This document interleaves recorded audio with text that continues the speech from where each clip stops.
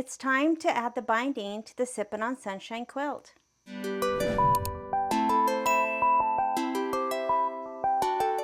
I'm ready to add the binding to my Sippin on Sunshine quilt, and I finished this quilt a couple of months ago. I've moved on to other projects and even finished other projects, but I need to get back to this and finish the binding. So I've pulled out the fabric that came with my fabric kit. It's this cute floral fabric, and I am going to cut strips for the binding. Now I am going to do this a little bit different. I recently saw a video from Corey Yoder of Coriander Quilts, and it was about 4 years or so ago, and so maybe she's changed since, but on this video she said that she likes to cut her binding 2 inches wide. Now normally I cut my binding 2 1/4, which is still a little less than what most people cut their binding. Most people cut to 2 1/2. But I'm going to try the 2-inch wide binding on 2 projects. I'm going to try it on my Sippin on Sunshine quilt, and I'm also going to try it on my Lemoyne Star quilt that I made for my grandson, and we'll see how I like it. So the first thing I need to do is, of course, cut my strips and then piece them together so that it will be one long continuous strip.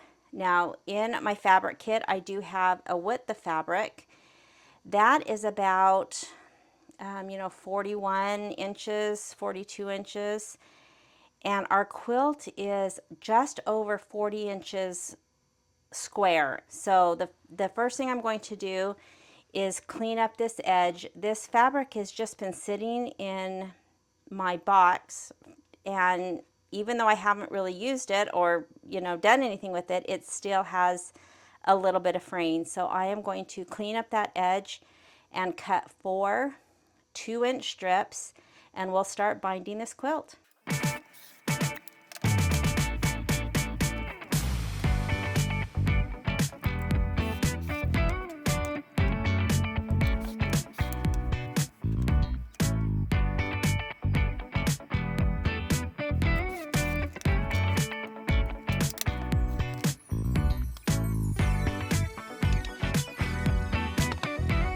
I've marked the first 2 and I've pinned them, and I cut the selvages off. So I'll take this very last piece. I put this piece that I have already done some pinning. I put that right side up. I'll take my last piece, put it right side down, and I'm just going to line those corners up exactly since I have taken off the selvage. Now you don't need to take off the selvages if you don't want. You can leave them on. You would just need to put them above the actual strip that you're going to be binding with. So if the selvages were still on, I would need to shift it up and over. But I've cut those off, and that makes for a really easy join because those corners just line up perfectly.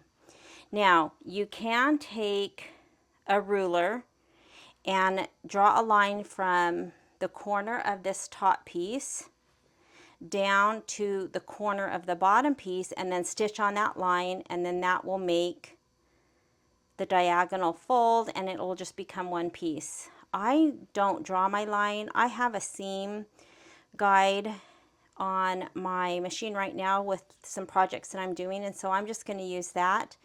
And even when I don't have the seam guide on, this is really such a small area that you can start and just kind of keep an eye on this point, and I've done it that way too.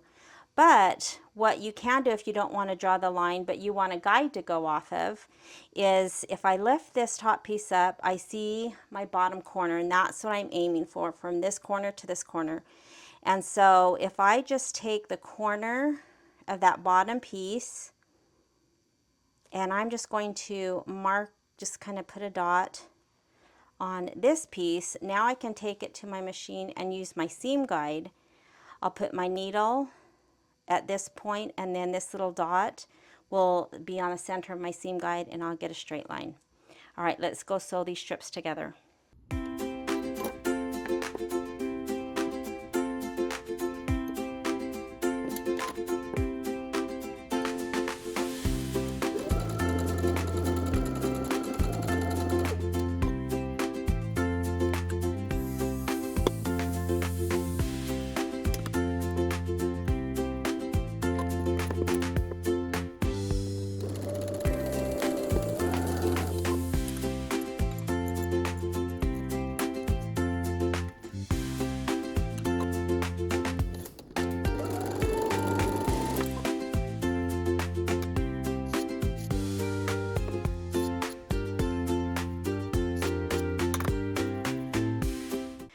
my binding sewn together, and the seams I just cut about 1/4 inch. I just used my scissors and then I've pressed them open, and my binding's ready to go.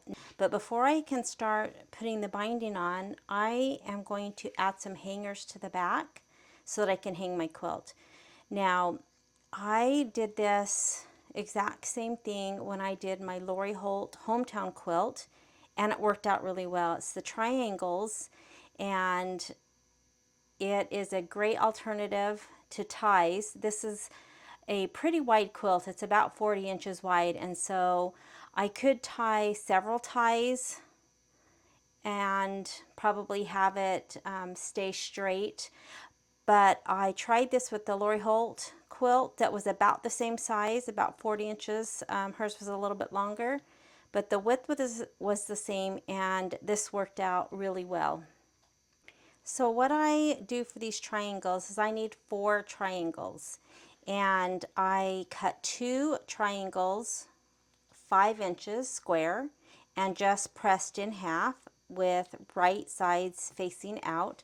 So I have 2 triangles that have a fold at the bottom, and then of course raw edges along both of the top side pieces. Now these are going to go into the corner of the quilt. And if this was my quilt, here is the top and the side. How I'm going to put this on is I'm just going to line this right up in the corner. I am going to baste it before I put my binding on, just so it stays put. And this becomes a little pocket, so that if I have a rod of some sort, or for my Lori Holt, I just used a yardstick. The yardstick would come and go into this little pocket to hold the quilt. And of course there would be one on the opposite side, and it's worked out perfect. Now those are for the corners, but you can see of course that if I need the center of the quilt supported, which I am going to add 2 triangles, one might work, but with Lori's I did 2 and it worked out great, so I'm just going to do 2 for this quilt. This wouldn't work because the fold is right here and these are raw edges, and I need to fold this so that I have a triangle that doesn't have any raw edges on the sides. So for those 2 across the top, I have cut 1 inch bigger, so I have 2 squares that are 6 inches. And this is what they will end up looking like. This is a fold, these are folds, and all of the raw edges are now at the top. So when I put this at the top of the quilt and sew that in with the binding, I will tack this point down, and this becomes like a little slip through pocket for the rod that I'm going to use, and in my case probably just a yardstick. So how I get this folded is I take my 6 inch square and I start the same way. I fold it in half with wrong sides together, and I am going to go press this.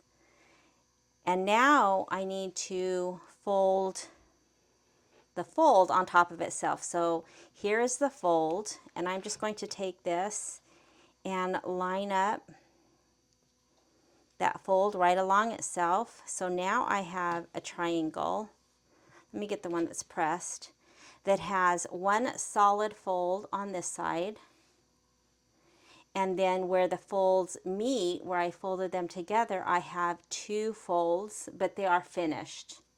They're not raw edges. So now again, all of the raw edges are at the top. And so the only thing when I'm slipping a rod through the 2 that will be in the center portion of the quilt is that I just need to make sure to go under the entire piece so that I can slip through. Otherwise, if I just go between the 2 pieces, of course it can't come out because this is a solid fold. Now I didn't worry about top stitching or you know, gluing that with heat tape or anything like that.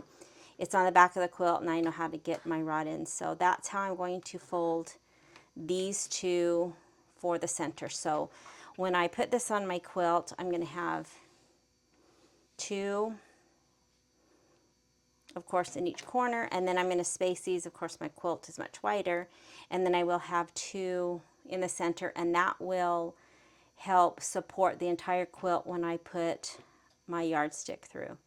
All right, so I'm going to get this pressed, and the first thing I'm going to do is just baste these on the quilt so that when I'm putting my binding on, they're not going to shift and get you know, skewed out of place.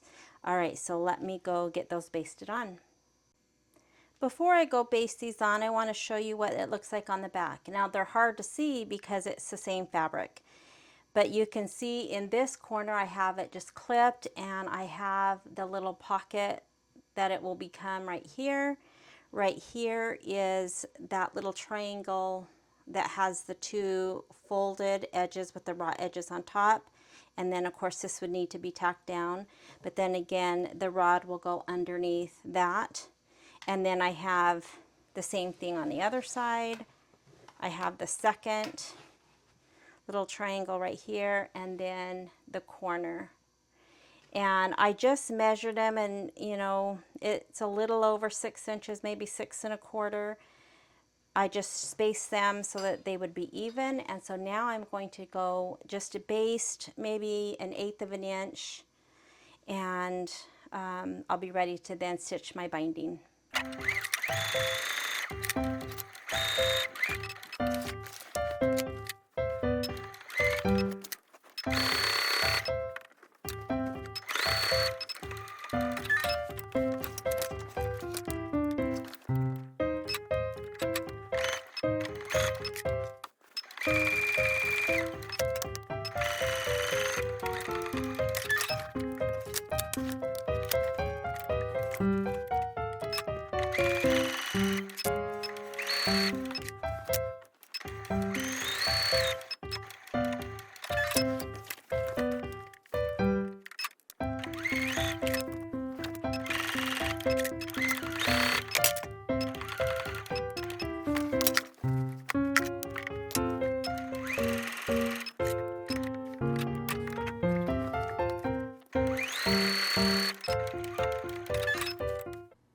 I'm ready to attach my binding. Now I did go ahead and press the binding in half, and then on the end I opened it up and folded this end piece so it made a 45-degree angle.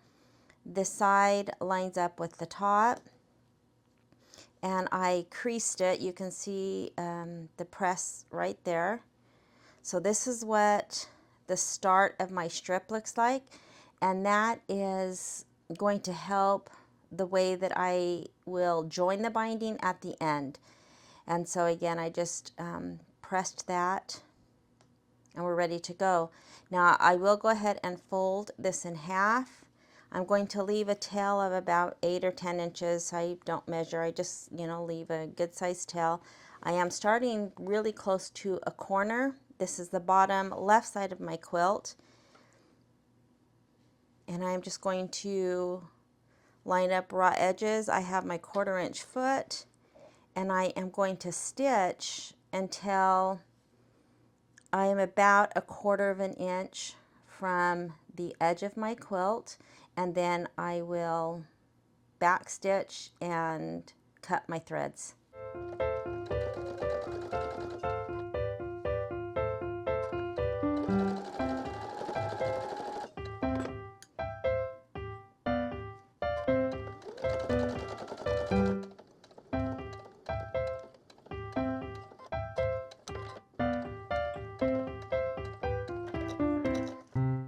So I've spinned my quilt so that I'm getting ready to stitch down this side of the quilt, and I have stopped about 1/4 of an inch. And when you do binding, this is just same as every, you know, other binding that you do. You would take your piece, kind of fold it up so that this creates a straight continuous edge from the binding down to the side you're going to sew it on. This makes a 45-degree angle. You fold it back on itself, lining this up with the edge, and that fold will be at the top of the side that you just sewed, and then you would continue to sew down.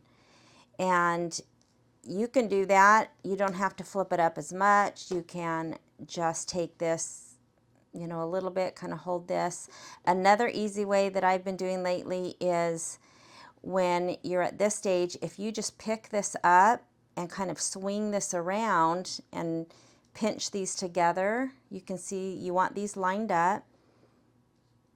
And then this side is along the edge of the quilt. And so when you pinch that in there together and you just fold that back, that gets that fold in the very correct, perfect place. You've got your little flap even, and it's just a fast way without having to, like, you know, lift this up and down. So then it's ready to go. Now sometimes, even though I'm ready and I'm in the correct direction to sew, sometimes because I've got this corner nice ready to go, I'll put a clip in just to get it to my machine, and then I will start, and then of course take the clips out. Because you know, the quilt, this is only a 40 by 40 quilt, but it's, you know, it's pretty heavy, and it's you know, you gotta get the weight of the quilt off so that you can stitch.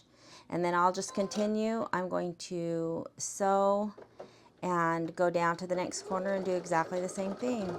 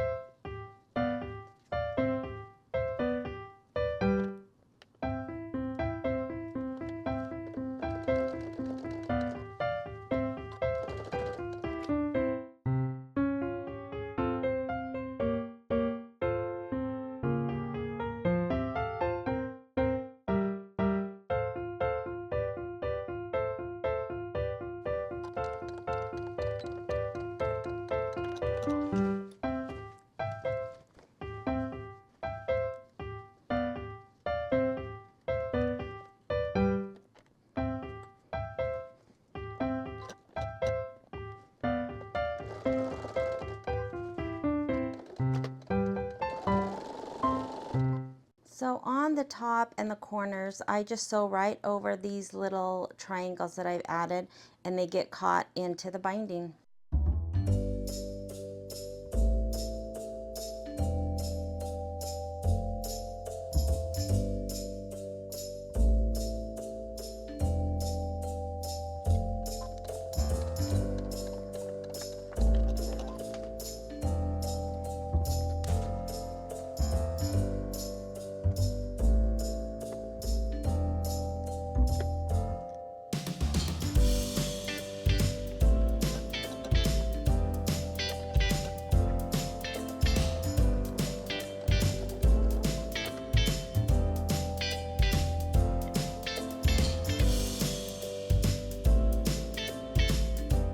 So I have this much left of the binding. I'm almost to the start, and I do have enough to join without adding more. So I only needed those 4 strips that I cut.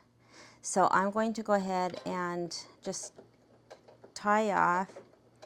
There's really no set amount. I just want to be able to have enough excess to work easily.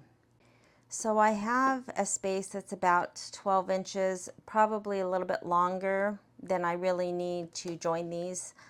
But this is the piece that I just ended with, and here is the start, and it's right here, and I left this amount unsewn. And this is the end that I pressed this right side to match the top, so it made a 45-degree angle, and I pressed so that I have a crease. So with that folded, I'm going to lay this piece just like I would sew it, just nice and flat. But I do need this open to get to this end that I creased. So what I think I'm going to do is clip. This is just, again, nice and flat.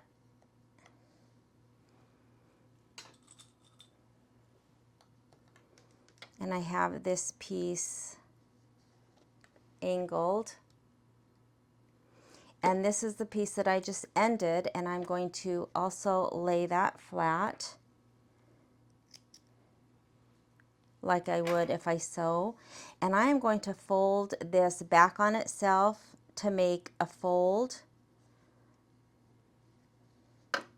And I want this fold to be parallel with this edge right here. But you can see that I don't want this fold to come all the way to the end. I need it about 1/8 of an inch or so shorter than where this end comes in. And when you do it a little bit shorter and sew it together, it fits perfectly. If I were to make this fold even with this edge, it would actually be a little bit too loose. So what is so great about this is that there's no measuring, there's no complicated anything. It's super easy. So again, I have this piece that I folded at the beginning. I have it laying flat. I have it still folded up. I have taken this last piece and just put it nice and flat. Folded it back on itself, parallel with this edge, but short, about 1/8 of an inch. So now I can either crease that or just pick up, and where I have that fold, I am just going to cut.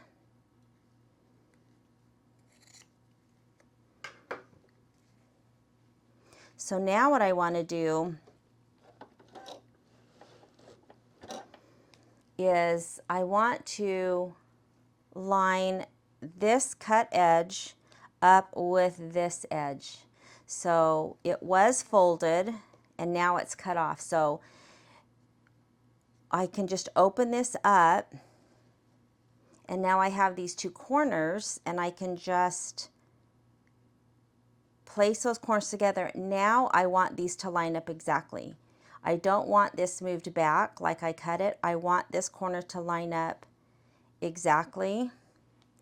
And what's going to happen, and I'm going to pleat this in a minute so it's easier, is this that I just cut, that was the fold, is now going to line up exactly with that edge of the fabric. And it's going to be just the same as how we put these strips together at the very beginning. Let me pleat this. I make a big pleat usually because now I need the slack for my strips, and I need to kind of take my quilt and bunch it up a little bit so that I can work with this fabric and not have the weight of the quilt and not have it stretched out. So let me show you that again now that I've got the quilt out of the way. So here is the end or the beginning strip, and there's my fold. We just made this come again short, and I cut that fold. We folded it back on itself and I cut that fold.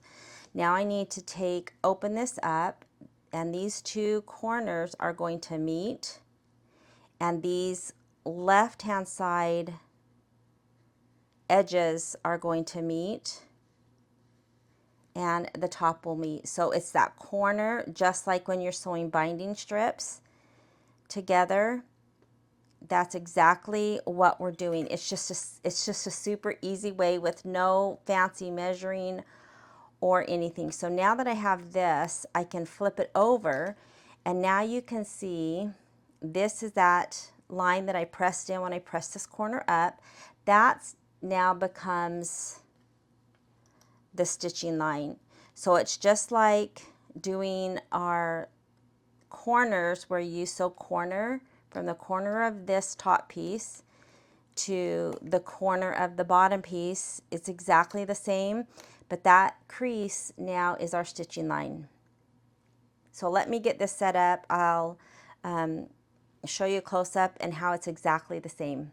All right, so I'm ready to stitch, and so now you can see this looks just exactly the same as doing the binding strips when we sewed those 4 pieces together. I have one with right side up, I have this one that was the start right side down, and I have those corners exactly matched up, and now that crease gives me a sewing line. It's from the corner of this top piece of fabric down to the corner of the bottom piece, and that's right where that line is, and it is just a fast, easy way. All right, so now we just get to stitch this.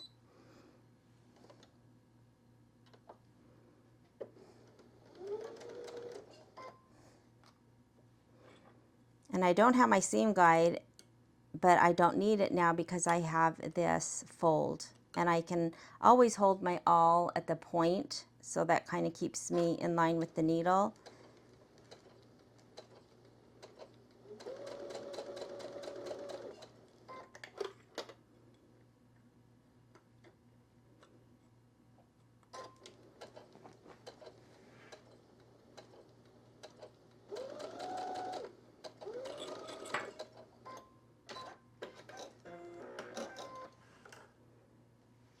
So now, before I cut it though, I always just tug on the 2 strips to make sure that I did sew it correctly and that I didn't line up the wrong spots.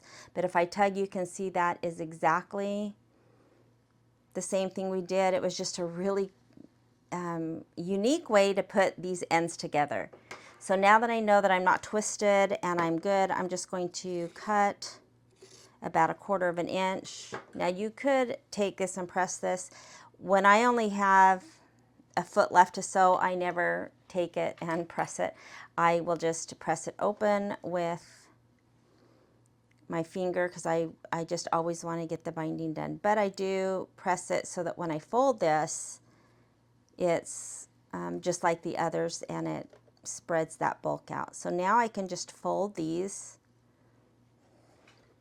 and you can see how nice this fits because I left that little gap. Again, if I would have met that fold with the edge of that fabric, I would actually be a little bit too big, and my binding would be a little bit loose. And so I'm going to change my foot back to my 1/4 inch.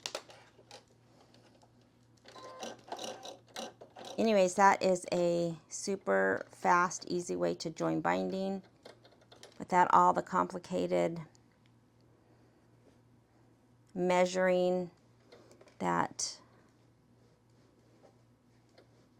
sometimes are with some of the techniques out there. All right, so I am going to go ahead and just back stitch a little bit back from where I ended, and I will just continue to sew and back stitch where I started, and then we'll take a look at the binding.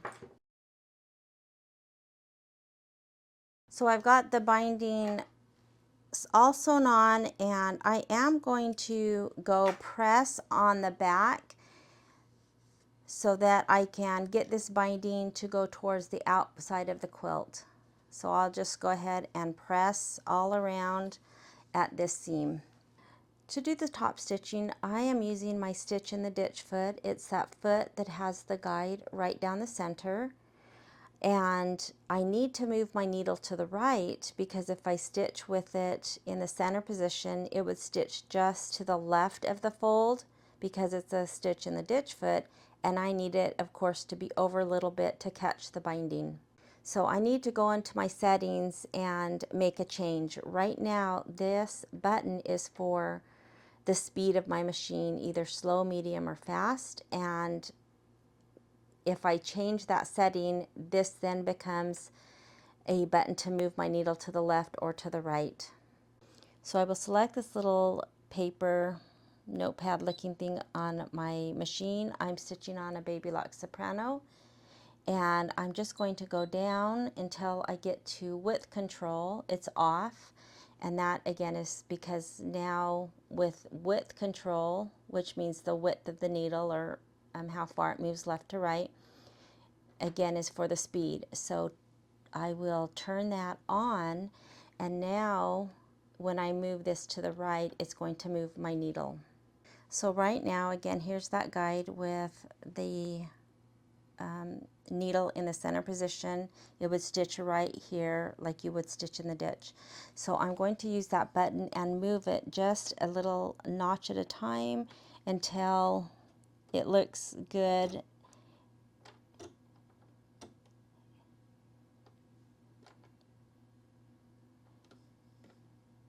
And I think that looks good. It's pretty close, but if I put my foot down, I think that's perfect. So I'm going to stitch with this guide right along the fold.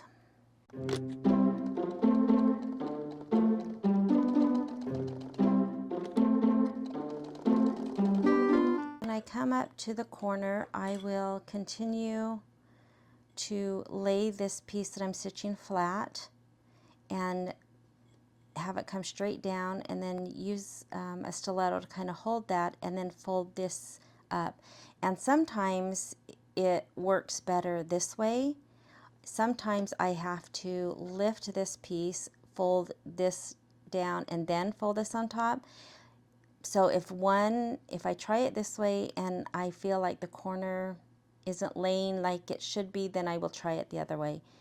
But I will put this down, hold that, and fold, and this fold, or this corner of this bottom piece, should line up right with this fold to make the best miter. And sometimes you need to adjust it, but that looks good. So I'm going to continue to stitch until I just am on top of this next piece. Now it does, this little guide has to write on top of the fabric, which really it's not meant to do, but if you go slow, then it usually works out.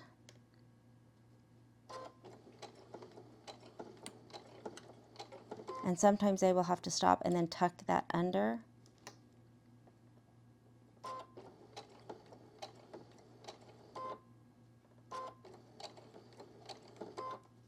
And then swing it around and see if I'm far enough on this next piece.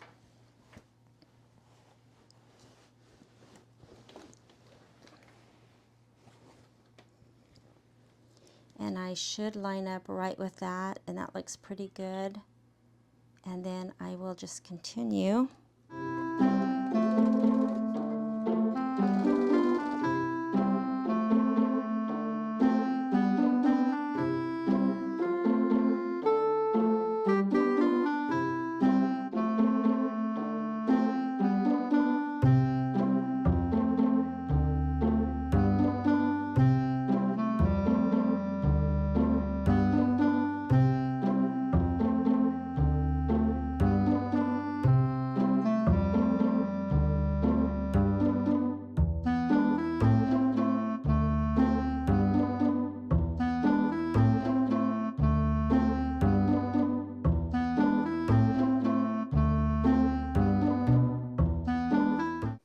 The last thing I need to do is just tack this little triangle down, these two in the center. I've tacked this one down, and I've just whip stitched that point. And so I'm just using embroidery thread. I've just doubled it, and I put a knot, and I'm going to go in through this where it's doubled over and put my knot kind of between those, in the, up through the kind of through the center point.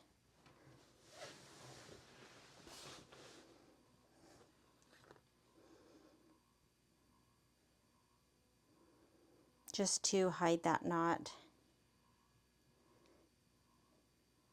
And then I'll lay it down, and I'm going to whip stitch this and try to get the batting. Of course, I'm not going through to the front, but I am trying to get into that batting so that I am not just stitching this down on the background fabric or the backing fabric, because I want this to hold, you know, when I hang it. And so I am going through that layer of batting, and I'll just do,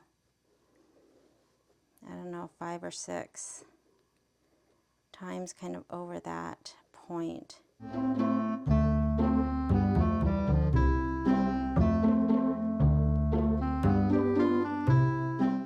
And then once I feel that that's secure, I will just go ahead and knot,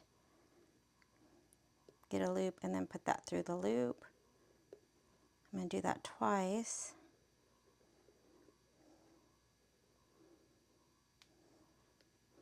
And then I'm just going to kind of pull this triangle back. I'm going to put my needle right where I ended that knot, just through the fabric this time, and kind of run it where it will be behind this.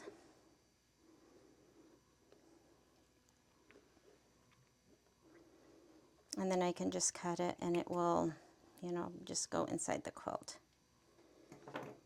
So I have both of those down, so I can put my little yardstick through.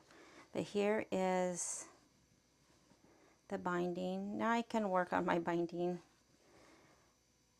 And I may try another foot sometime. This part looks really good, the corners, and so I'm really happy with it. So now I have just a yardstick. So I'm going to put it under this first triangle, this triangle, and then put it into the corner. And then for this one, of course my quilt is about 40 inches. The yardstick is of course only 36, and so I'll just slide that, and then when I hang it, I'll just center it between, you know, in the corners. All right, so let's go hang this up.